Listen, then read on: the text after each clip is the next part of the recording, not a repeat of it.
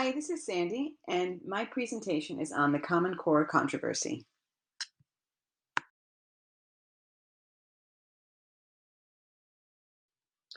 From its onset in 2010 to its full implementation in 2013, there has been public confusion regarding what the Common Core actually is.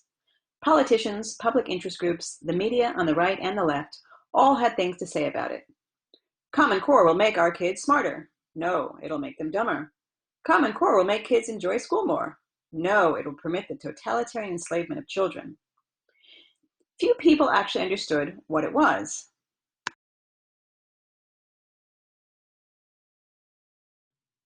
I searched for Common Core controversy on the internet and came up with this series of articles from 2014 and 2015 on the Huffington Post. The first one is particularly interesting.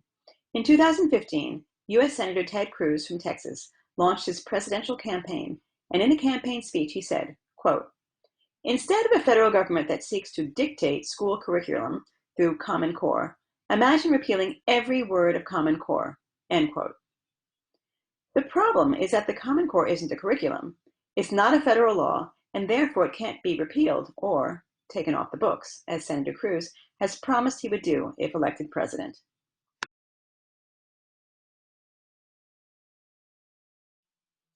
So what is the Common Core and how did we get here?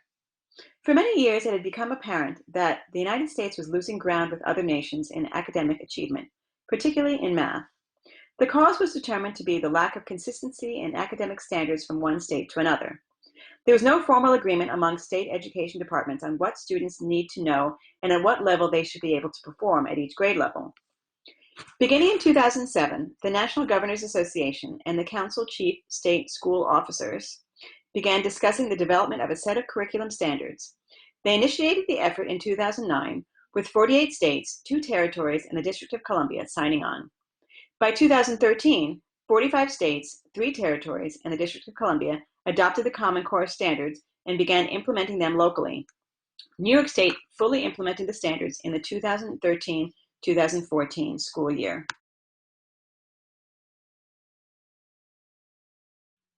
The Common Core is not a curriculum. It can be defined as a comprehensive set of academic standards in English language arts and mathematics for each grade level from kindergarten through 12th grade. The standards were developed to ensure that all U.S. students, regardless of what state they live in, will graduate from high school with the same skills and knowledge needed to be career and college ready.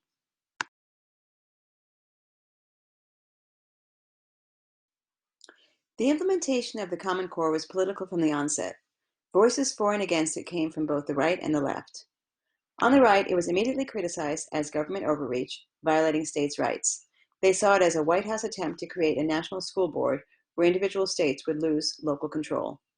Libertarians hoped the controversy would lead to their pet cause, abolishing the Federal Department of Education. Right-wing conservative broadcasters believed that it would lead to the indoctrination of school children with an extreme liberal ideology. And powerful conservative groups launched populist political campaigns with anti-Common Core videos, rallies, and political action plans to stoke fear and anger over Common Core. On the left, traditional allies of the Obama administration, like state PTAs and the National Education Association, also criticized it. Liberals didn't like the one-size-fits-all approach to curriculum and feared that the Common Core would amplify the existing pressures from high-stakes testing that No Child Left Behind set in place. They argued that this rigid, uniform approach would not serve the populations of students with learning disabilities and English language learners.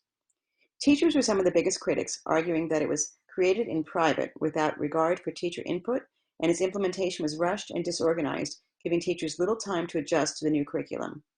They worried that teachers would be blamed for falling test scores. Diane Ravitch, author of Reign of Error, felt that the Common Core would widen the achievement gap between the rich and poor. School districts in poor, underserved communities that are already struggling to teach the basics to children will now have to comply with yet another unproven, untested government mandate. Most people who are for and against the Common Core agree that for kids in the U.S. to compete in college in the rapidly changing job market in the high-tech, information-based global economy, the U.S. education system was in need of a major overhaul. Supporters believe that the Common Core standards would help students develop 21st century skills and that the new curriculum would help U.S. kids catch up with other countries whose test scores have surpassed the U.S. and make them globally competitive. President Barack Obama staked his education legacy on the Common Core. The Bill Gates Foundation poured millions of dollars into its development.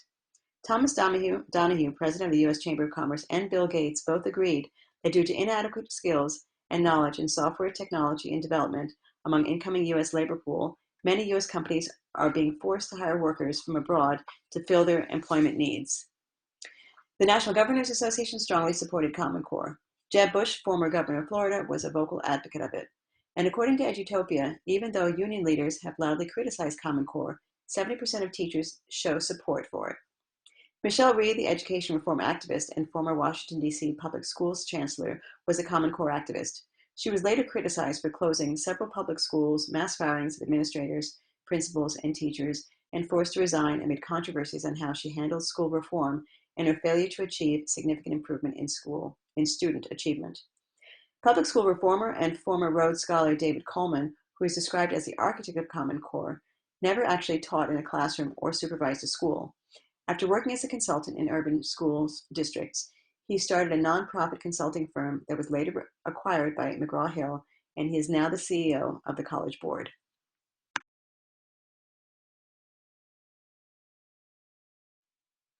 The full implementation of Common Core has come and gone, but the national debate rages on. Some states that originally signed on have since abandoned the standards and created their own state standards again. The true impact of Common Core on education and student achievement may not be felt for years to come. Here are some of the pros and cons at the heart of the debate. On the pro side, 1, it's an international benchmark. 2, the same standards across states and gives students more stability who move. 3, higher thinking skills. 4, college readiness. 5, lower costs for test development. And 6, teacher collaboration. On the con side, 1, difficult transition. 2, educator attrition. 3, lack of modifications for students with special needs. 4, increased rigor for some states, lower rigor for others. 5, focus on standardized testing. And 6, costly materials and technology costs.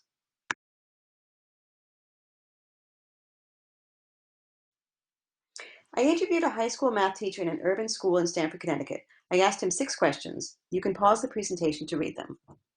Here are his answers. The rollout of Common Core was undramatic at his school. The standards didn't change much, and the textbooks were basically the same, except they had a Common Core seal on the cover. He didn't notice any major improvement in test scores after Common Core, and was quick to explain the bigger conversation must be education reform. He noted there are 12% of kids who love school and do well, 12% of kids who hate school and do poorly. Then there's everyone in between. He explained, education reformers looked at the lowest performers and said, we need to fix this. The focus of the Common Core standards was to provide greater equity for students in poorer school districts, to bring up the bottom scores and even out the playing field across the country. The reformers assumed there should be an academic response to the low scores, so they create new standards and new curriculum.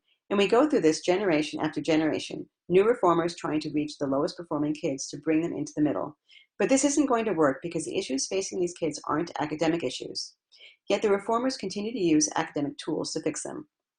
He remarked that there was no major shift in curriculum at his school because his school was not at risk of failing. There was no fear of firing, so implementing the Common Core was not a very dramatic event. I asked him what he thought about the high-stakes testing associated with the Common Core, and he responded that standardized tests with multiple choice questions aren't the best way to assess students' ability for problem solving and critical thinking skills. He added, the trouble is that everyone wants to get the best results at the lowest costs, and that just doesn't work. Standardized testing is automated testing, which is cheaper than having an individual teacher audit the work of every student. I asked him if he thought Common Core was ultimately a good idea, and he said yes. It's a good idea to have national standards. It makes it easier to certify that American children are learning the same set of standards. But the rushed rollout shouldn't have happened. It should have been rolled out over 3 years. Finally, I asked him, what could we do differently to improve education in America? He said, we need to understand that not everything is a curriculum problem. We need to turn schools into community centers with healthcare, food, and full-day daycare. And schools need to start before the workday and end after the workday. They need to be a place where kids can do their work or receive the counseling they need or just be in a safe and healthy environment. We need to address poverty and access to opportunity. We need to make a distinction between curriculum issues and social issues and have a plan for the social issues because the curriculum really isn't that hard. He ended by saying, broken things take more money to fix.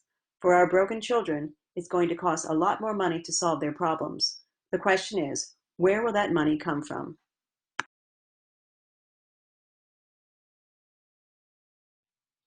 According to an EdWeek article from 2016, early adopters of Common Core, like Kentucky and New York, had 4 or 5 years to implement it, but have little to show for it. NIEP scores in those states are slightly higher than those in the states that made the least effort, but by a difference so small that it is less than 1/5 of what most researchers would regard as noticeable. So what went wrong? For one thing, in the top-performing countries like Singapore, South Korea, and Finland, teachers are trained in the new curriculum. When the Common Core was rolled out, there wasn't sufficient professional development for teachers. In top-performing countries, new education standards are not released until tests are available that are based on those standards, and teachers have been thoroughly briefed on how those tests work and how they will be scored. None of that happened in the United States. Additionally, in the initial rollout, instructional materials required to teach the new standards weren't readily available. Schools had to play catch-up.